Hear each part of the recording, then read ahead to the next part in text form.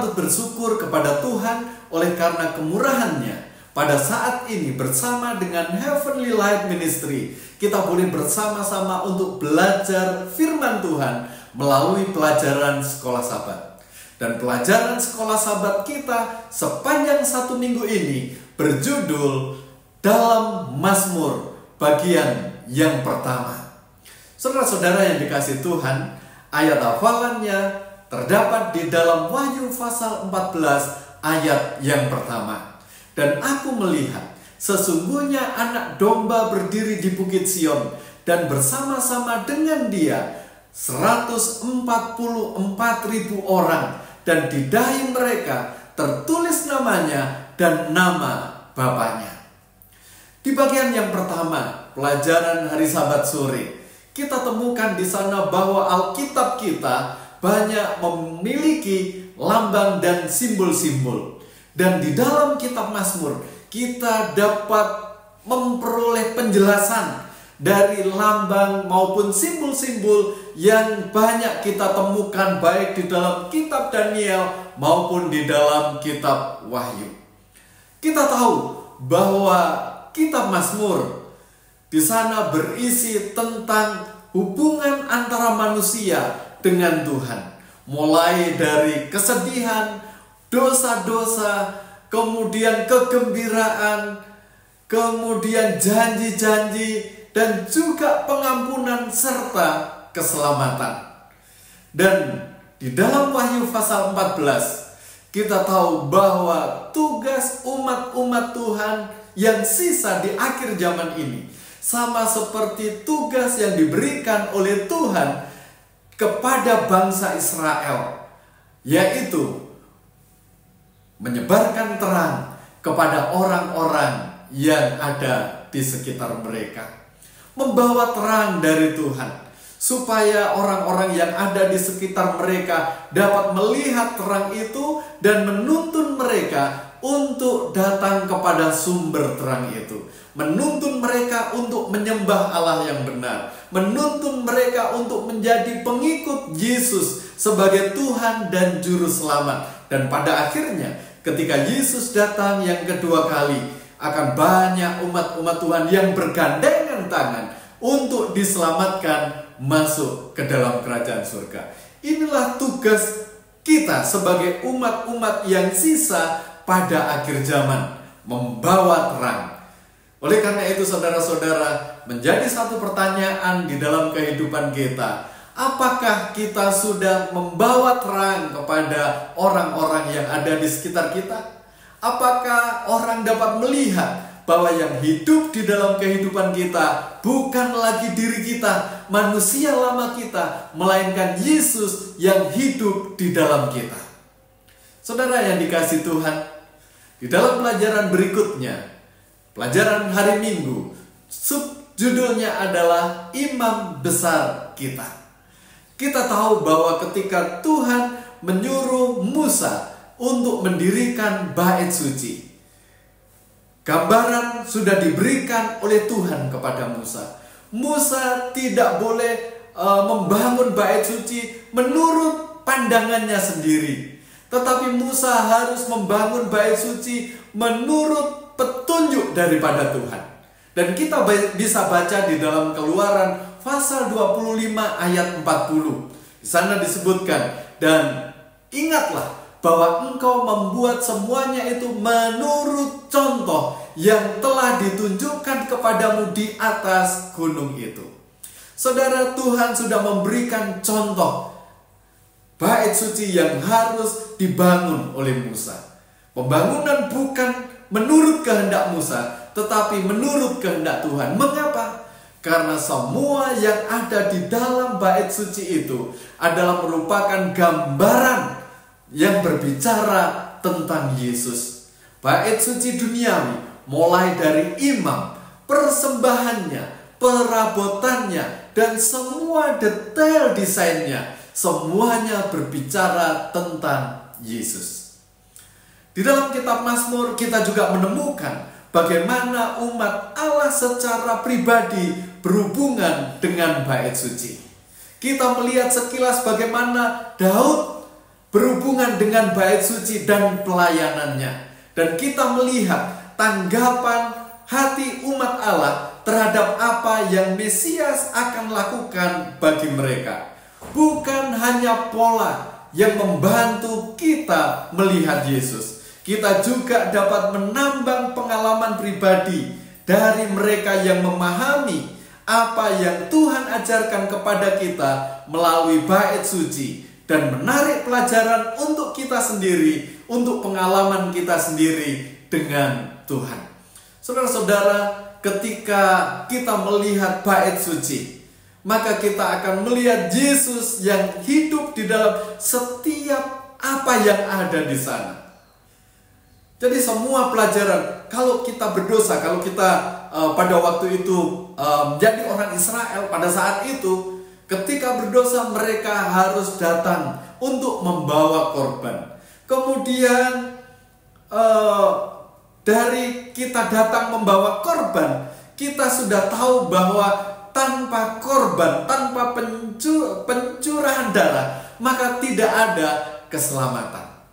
Dan kita langsung diperlihatkan di sana bahwa siapa yang mencurahkan darah supaya kita mendapatkan keselamatan. Oh, hanya Yesus. Kemudian setelah kita bawa korban itu, kita tumpangkan tangan kita di atas kepala korban itu, dan kita menyembelih binatang itu, korban itu. Saudara-saudara, kita mengakui dosa kita di hadapan Tuhan. Darahnya tercurah untuk mengampuni kita. Dan pada akhirnya ketika kita keluar, kita telah dibebaskan. Yesus adalah gambaran dari bait suci. Dan itu juga menjadi pelajaran bagi kita. Ketika kita berdosa, kita datang kepadanya. Kita mengakui dosa kita. Dan oleh karena kasih kemurahan Tuhan, maka kembali kita diampuni. Kita diselamatkan. Kenapa? Karena kita memiliki imam besar itu. Pelajaran selanjutnya, pelajaran hari Senin dengan subjudul di Gunung Sion.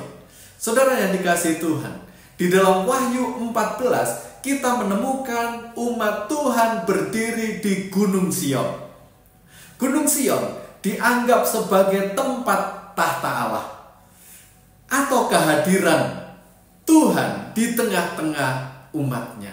Bait suci yang terletak di Gunung Moria juga disebut sebagai Gunung Sion. Bait suci didirikan supaya Allah dapat bersama-sama dengan umatnya. Dan kita tahu bahwa umat Allah di akhir zaman ini disajikan dalam bahasa bait suci.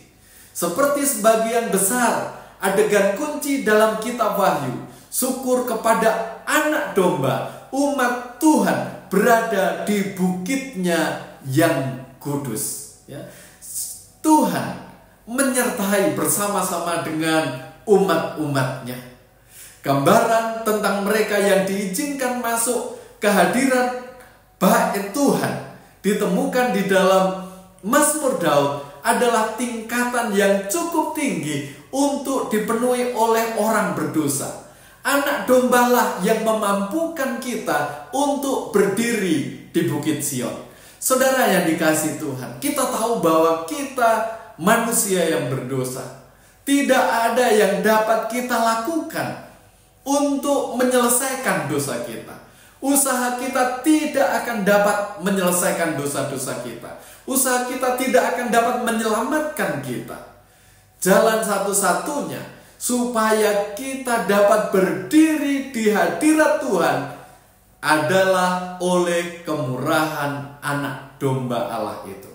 Yesuslah yang memampukan kita untuk berdiri di sana. Yesuslah yang menyanggupkan kita. Yesuslah yang menebus kita.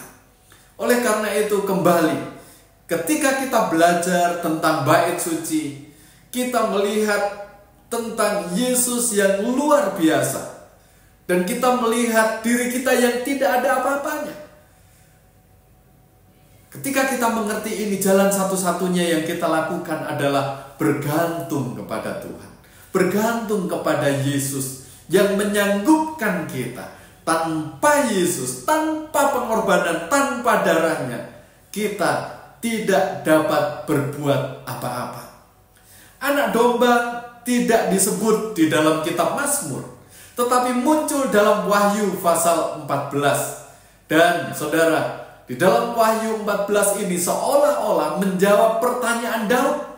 Sekarang setelah anak domba telah ditetapkan di Gunung Sion, di Bait Suci, kita juga dapat hadir di sana karena kebenarannya yang sempurna yang dikreditkan kepada kita oleh iman. Kita memiliki keberanian dapat masuk ke dalam tempat kudus karena Ia telah membuka jalan yang baru yang hidup bagi kita melalui tabir, yaitu dirinya sendiri. Kita bisa baca di dalam Ibrani pasal yang ke-10 ayat 19 dan 20. Kita oleh karena Yesus memiliki keberanian untuk menghadap tahta itu. Oleh karena itu saudara-saudara, jangan pernah meninggalkan Yesus. Jangan pernah lepaskan Yesus di dalam kehidupan kita. Karena tanpa Dia kita tidak dapat berbuat apa-apa. Apalagi keselamatan kita. Jadi dengan kata lain, tanpa Yesus tidak ada keselamatan. Selanjutnya, pelajaran kita di hari Selasa, hukum di hati kita. Saudara, di dalam pelajaran kita hari Selasa, kita berbicara tentang nama. Nama bukan hanya sekedar label, tetapi nama itu adalah sebuah karakter. Nama bukan hanya sekedar panggilan. Orang yang diberikan nama diharapkan hidup sesuai dengan namanya, memiliki karakter sesuai dengan namanya. Nama adalah sebuah doa.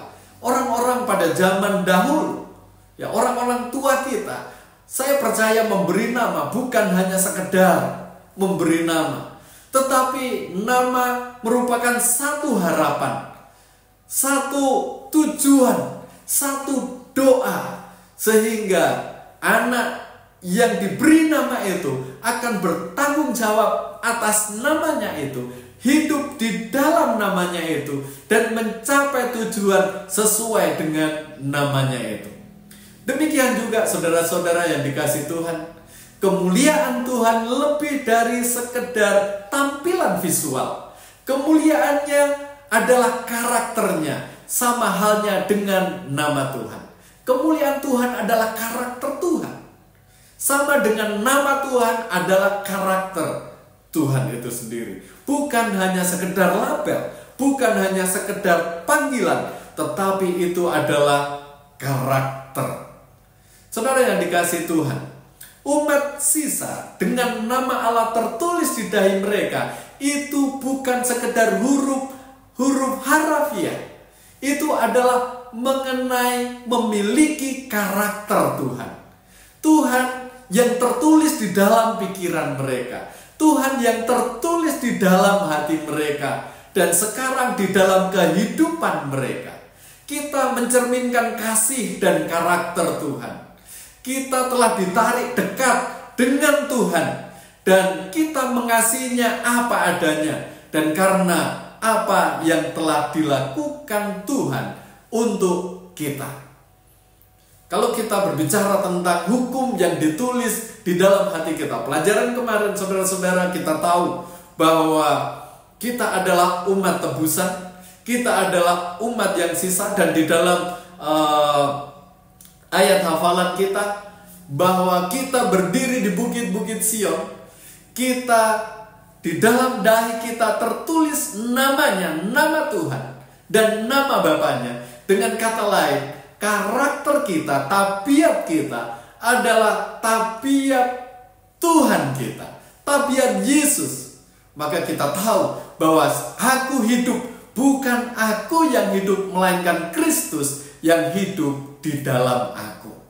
Saudara-saudara, di dalam Wahyu pasal 14, ya, kita tahu bahwa nama Allah di sana adalah karakter Allah, dan itu ditulis di dalam dahi umat-umat Allah. Dengan kata lain, mereka adalah orang-orang yang digambarkan sebagai orang-orang yang menuruti perintah Allah. Jadi kalau kita mau berdiri di Bukit Sion itu, kita harus memiliki nama Tuhan. Kita harus memiliki karakter Tuhan.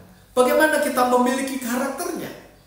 Firman Tuhan mengatakan di dalam pelajaran kita bahwa kita harus menuruti perintah-perintahnya.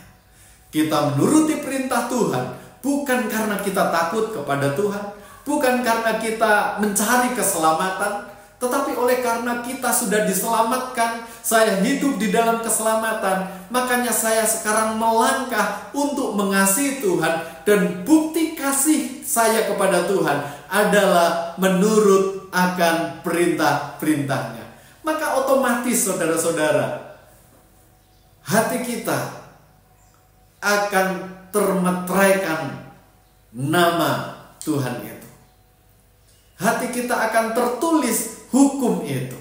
Dan hukum itu akan hidup di dalam kehidupan kita. Inilah ketika kita berjalan bersama dengan Tuhan, ketika kita melangkah bersama dengan Tuhan, ketika kita hidup di dalam Tuhan, kita tidak harus takut bagaimana kalau saya tidak mampu menjalankan hukum itu. Tetapi ketika kita serahkan hidup kita kepada Yesus, maka Dia yang akan bekerja untuk memimpin kita, menuntun kita melakukan apa yang Yesus kehendaki. Dan apa yang Tuhan kehendaki tentu itu adalah hukum-hukum Tuhan, perintah-perintah Tuhan. Tanpa terasa saudara, kita nanti akan melangkah dan kita melihat bahwa semua yang kita lakukan, semua oleh karena tuntunan dan penyertaan Tuhan, bukan oleh karena kemampuan dan kekuatan kita. Kita tahu di dalam pelajaran ini, nama Tuhan adalah karakternya. Hukum moralnya adalah transkrip dari karakternya. Dan mereka yang berkumpul di bait suci Tuhan di akhir zaman diresapi dengan kasih kepada Tuhan. Kasih yang dimanifestasikan oleh ketaatan pada hukum-hukumnya. Sekali lagi, kita menurut hukum bukan karena kita takut, bukan karena kita mencari keselamatan, tetapi karena kita mengasihi Tuhan. Karena kita memiliki karakter Tuhan, sehingga tidak ada persoalan lagi dengan hukum-hukum Tuhan. Saudara yang dikasihi Tuhan, kita lanjutkan di pelajaran kita pada hari Rabu, ya. Hukum Mazmur pasal yang kelima. Mazmur pasal yang kelima. Di dalam Mazmur pasal 5 ayat yang keempat, kejahatan tidak tinggal bersama Tuhan. Inti dari kemah suci adalah agar Tuhan tinggal di antara umatnya. Dan mereka yang akan mendekati takhta Tuhan harus ditebus. Penyembahan, tindakan penyembahan di dalam Mazmur pasal yang ke-8 merupakan masalah inti yang dipertaruhkan dalam pertentangan besar. Kita tahu dari awal pertentangan besar itu berhubungan dengan penyembahan. Siapa yang disembah? Iblis atau Tuhan pencipta langit dan bumi? Ini yang selalu dipertentangkan. Tuhan ingin supaya umat-umat ciptaannya menyembah Dia. Kenapa? Karena Dia yang menciptakan. Tetapi kita tahu bahwa iblis ingin merampas hanya Tuhan, ingin mengambil milik Tuhan, supaya manusia ciptaan Tuhan tidak menyembah Tuhan, tetapi menyembah Dia. Inilah yang dipertaruhkan di dalam pertentangan akhir, ya, pertentangan besar itu. Dan di dalam Wahyu pasal 13 menyebutkan menyembah dituliskan di sana sebanyak 6 kali. Dan pekabaran 3 malaikat memanggil dunia untuk menyembah Dia yang menjadikan langit dan bumi. Saudara yang dikasihi Tuhan, Daud takut akan Tuhan. Dan pekabaran umat sisa memanggil dunia untuk kembali takut akan Allah dan memuliakan Dia. Kenapa? Karena telah tiba saat penghakimannya. Kita bisa baca di dalam Wahyu pasal 14 ayat yang ke-7. Di dalam Wahyu pasal yang ke-14, umat tebusan yang ada di sana kita dapat identifikasi sebagai umat yang tidak terdapat dusta. Wahyu 14 ayat yang ke-5. Di dalam mulut mereka adalah gambaran kebenaran dan perkataan dan perbuatannya mencerminkan karakter Allah yang benar. Orang fasik menurut Daud tidak memiliki kebenaran di mulut mereka. Jadi kita bisa memberikan perbandingan. Kalau di dalam Wahyu pasal 14 ayat yang ke-5, umat tebusan di sana, di mulutnya tidak ada dusta. Di mulutnya menggambarkan kebenaran Tuhan. Perkataan dan perbuatannya mencerminkan karakter Allah. Sedangkan di dalam Mazmur pasal yang ke-5, Raja Daud menggambarkan tentang orang fasik. Seperti apa mereka? Mereka tidak memiliki kebenaran di mulut mereka. Dan ini seperti langit dan bumi. Yang satu, umat tebusan memiliki karakter Allah. Dan umat yang fasik, umat yang tidak menyembah Tuhan, mereka tidak memiliki kebenaran di dalam mulut mereka. Orang berdosa ditarik dari kematian dan diberikan hak istimewa untuk berdiri di hadirat Tuhan. Mereka diampuni, mereka ditebus, tidak lagi harus menanggung kesalahan. Kita bisa baca di dalam kitab Mazmur pasal yang ke-5 ayat 11. Karena anak domba Allah telah menanggung semuanya. Jadi saudara-saudara, kita bersyukur sebagai umat tebusan bahwa Tuhan telah mengampuni kita, Tuhan telah menebus kita, Tuhan telah menanggung kesalahan kita. Yesus sebagai anak domba Allah telah menanggung apa yang telah kita lakukan, dosa-dosa kita.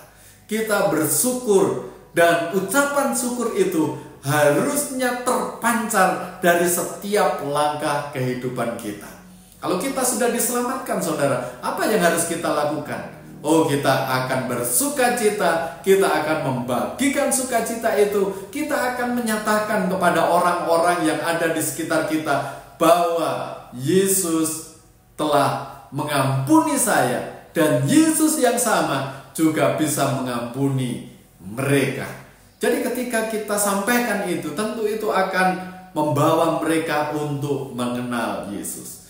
Jadi kebaikan Tuhan jangan kita diamkan. Kebaikan Tuhan jangan kita pendam. Tetapi kita harus sebarkan, kita harus sampaikan kepada banyak orang.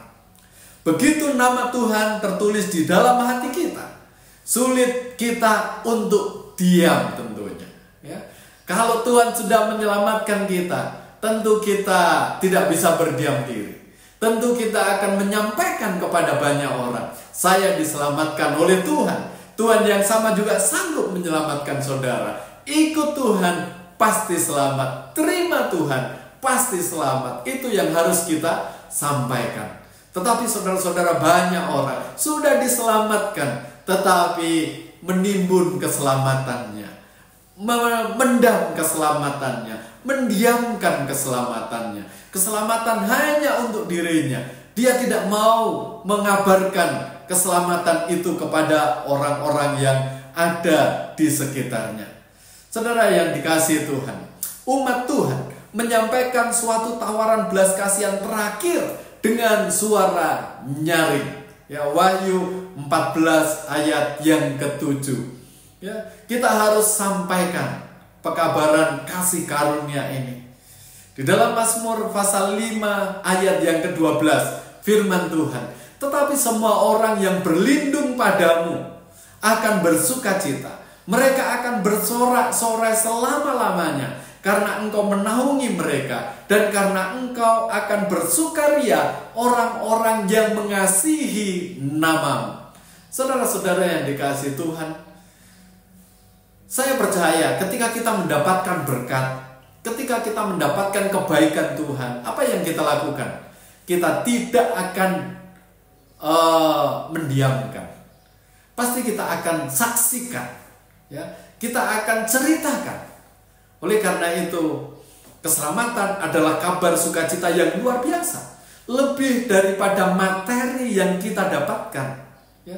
Kalau materi saja kita bisa sampaikan, kita bisa ceritakan, apalagi kebaikan Tuhan, keselamatan yang harusnya kita mati untuk selama-lamanya, tetapi kita oleh karena darah Kristus yang menebus kita hidup kekal untuk selama-lamanya. Bukankah ini lebih penting daripada materi yang kita peroleh? Jadi kalau materi saja, kebaikan Tuhan, ya, kalau kita sakit, kita disembuhkan, kita bersaksi, puji Tuhan, Tuhan telah menyembuhkan saya. Tetapi saudara-saudara, sudah waktunya kita untuk bersaksi, puji Tuhan, Tuhan sudah menyelamatkan saya. Kita sampaikan, saudara mau selamat, ikut Tuhan.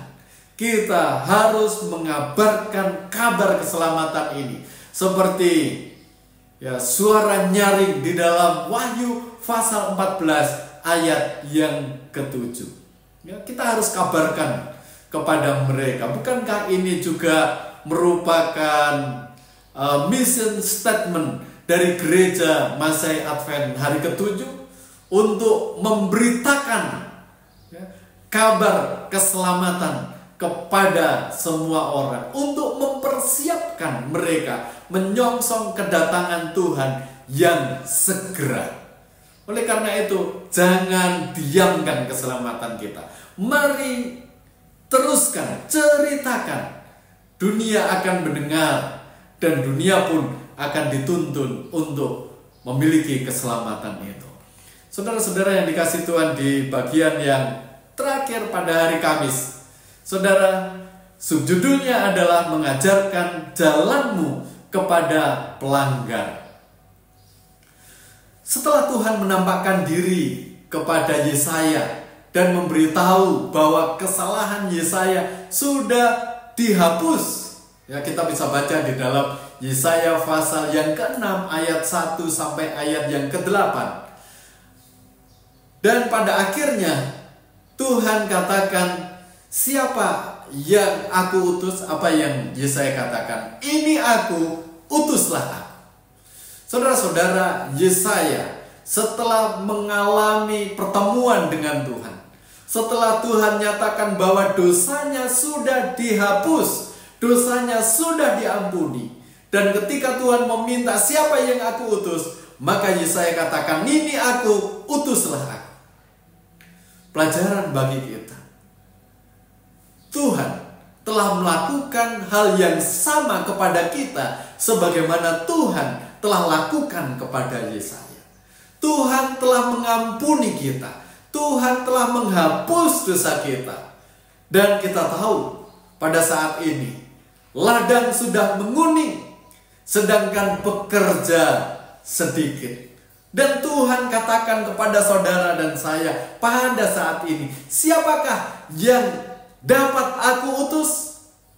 Apakah kita sudah siap mengatakan, ini aku, utuslah aku?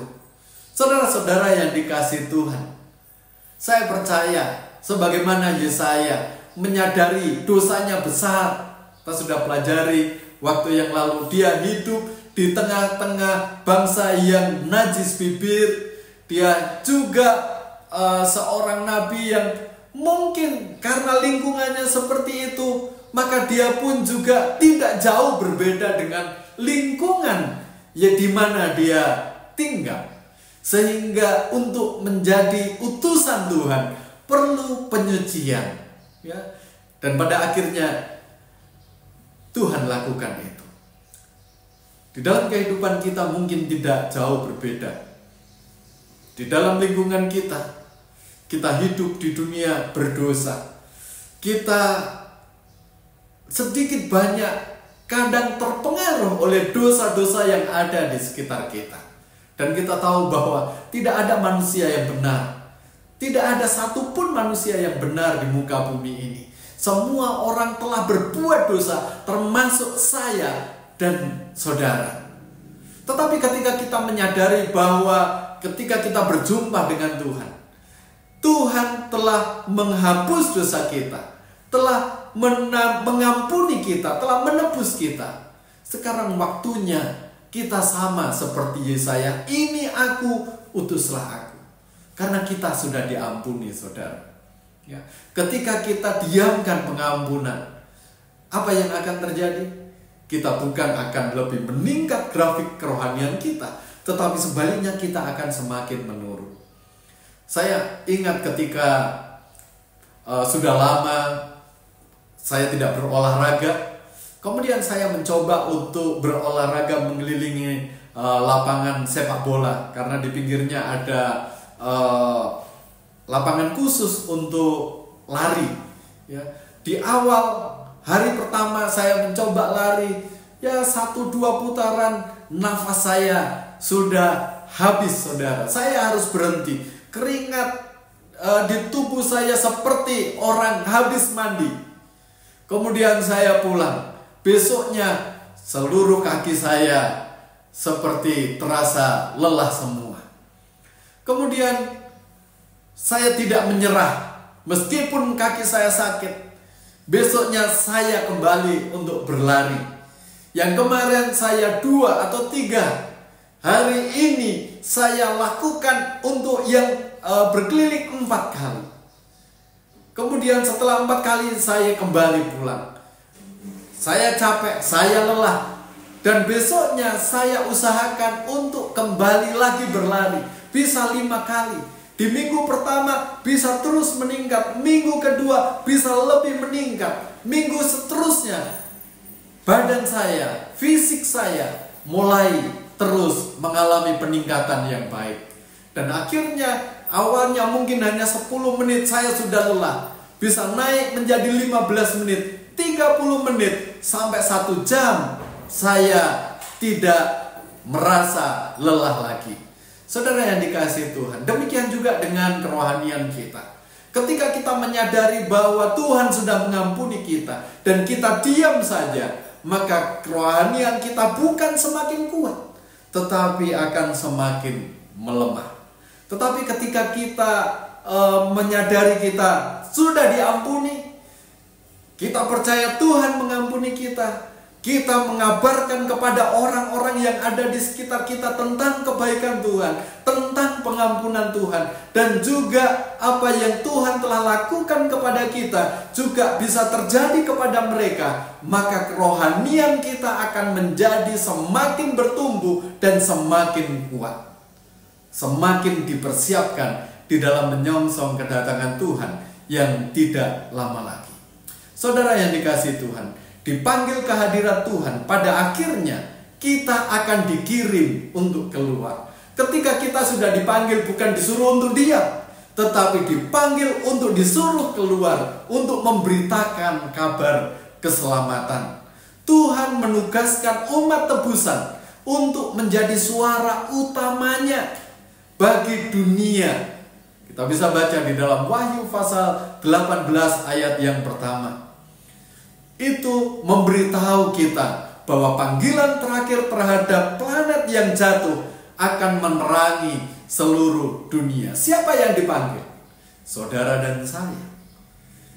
Dan saya membaca di dalam satu kutipan disebutkan di sana, seorang yang dibaptiskan untuk menerima Yesus sebagai Tuhan dan Juru Selamat, bukan hanya menerima kelahiran baru, tetapi dia juga dilahirkan untuk menjadi seorang misionaris.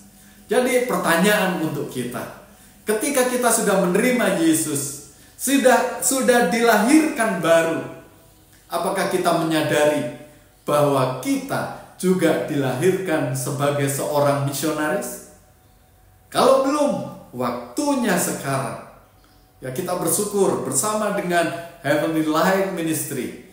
Kita yang ada di dalam pikiran kita semua adalah bagaimana untuk menyelamatkan jiwa-jiwa. Bagaimana untuk membuat KKR. Bagaimana supaya banyak orang datang ke KKR. Bagaimana supaya banyak orang dituntun untuk mengenal kebaikan Tuhan. Dan supaya mereka memutuskan untuk menjadikan Tuhan sebagai juru selamat mereka pribadi. Saudara yang dikasihi Tuhan, inilah tanggung jawab kita sebagai umat tebusan. Pekabaran 3 malaikat yang didasarkan pada Injil kekal di dalam Wahyu pasal 14 ayat yang ke-6. Artinya, sebelum proklamasi keluar tentang penyembahan di dalam Wahyu 14 ayat yang ke-7, atau tentang jatuhnya Babel ayat yang ke-8, atau tentang penyembahan binatang ayat yang ke-9, dasar Injil keselamatan dalam Yesus harus diberitahukan. Pekabaran dari ketiga malaikat itu tidak ada artinya terlepas dari harapan dan janji bahwa mereka yang memberitakan pekabaran-pekabaran ini ada di dalam Yesus dan apa yang telah Dia lakukan untuk mereka. Terpisah dari Injil yang kekal, kita benar-benar tidak memiliki apapun yang berharga untuk dikatakan kepada dunia. Saudara yang dikasihi Tuhan, pelajaran kita sepanjang 1 minggu ini, ya, yang berjudul dalam Mazmur bagian yang pertama, kita bisa mengambil satu kesimpulan.